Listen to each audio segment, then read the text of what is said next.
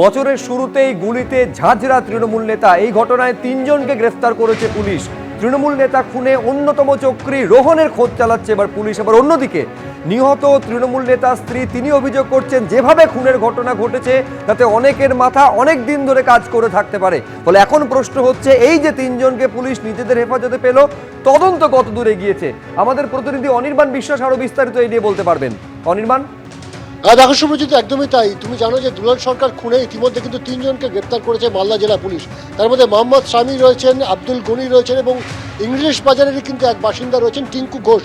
3 জনেই কিন্তু একেবারে স্পেশালিস্ট কিলার হিসেবে পুলিশ আখ্যায়িত করছে। স্বাভাবিকভাবে ইতিমধ্যে কিন্তু পুলিশের কাছ থেকে যে তথ্য পাওয়া যাচ্ছে বা পুলিশ সূত্রে যেটা জানা যাচ্ছে, রোহন নামে একজন, সে কিন্তু এই গোটা ঘটনার পিছনে রয়েছে। শুধু রোহন একা নয়, তিনি ছাড়াও আরও একজনের মাথা রয়েছে, যদিও তার নাম ইতিমধ্যে প্রকাশ্যে আনতে নারাজ পুলিশ। তাদের সন্ধানে খোঁজ চালানো হচ্ছে, তারা কিন্তু অ্যাবসকন্ড করছে এমনটা কিন্তু জানা যাচ্ছে। এবং আমার পিছনে যে এই যে ঘটনাস্থল, এখানেই কিন্তু গতকাল খুন হন। ইতিমধ্যে 36 ঘন্টা পেরিয়ে গিয়েছে দুলাল সরকার। এখানেই কিন্তু তাকে যে সিসিটিভি ক্যামেরার ফুটেজ দেখা গেছিল যে এই যে দোকানের শাটার, তার ভেতরে কিন্তু তিনি দৌড়ে ঢুকে যাচ্ছিলেন এবং তার পিছনে 2 জন কিন্তু সুপারি কিলার তারা ভেতরে ঢোকেন এবং পরপর 3টি গুলি চালান। প্রথম একটি গুলি চালানো হয়, যে গুলিটি কিন্তু বেরোয় না। তারপর অপর শুটার তিনি কিন্তু পরপর 3টি গুলি চালান, যার মধ্যে একটি গুলি একেবারে সরাসরি দুলাল সরকারের মাথায় লাগে। পরবর্তী সময় তাকে মালদা হাসপাতালে নিয়ে গেলে সেখানে তাকে মৃত বলে ঘোষণা করা হয়। শুভজিৎ। এই মুহূর্তে আমার বলার বিশেষ কিছু নেই, কারণ এখনই ওর দাহ করে আমার ছেলে ফিরছে, ঘরে ঢুকবে। আমার মানসিক অবস্থাও এখন সেইভাবে স্টেবল নেই। আমিও বুঝে উঠতে পারছি না কারা এবং কেন এই ঘটনা ঘটালো। আমার মুখ্যমন্ত্রীর সঙ্গে, মাননীয় মুখ্যমন্ত্রীর সঙ্গে কথা হয়েছে। উনি আমাকে আশ্বাস দিয়েছে যে বিষয়টি দেখছেন এবং আমার দৃঢ় বিশ্বাস, এতদিনের ওনার সাথে আমার সম্পর্ক, যে উনি অবশ্যই দেখবেন।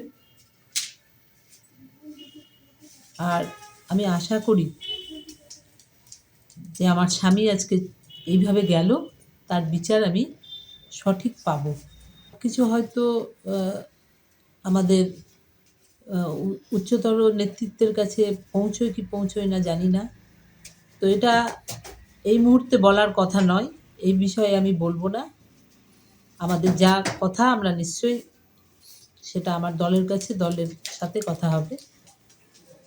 এই মুহূর্তে আমার একটাই দাবি, যেই বা যারা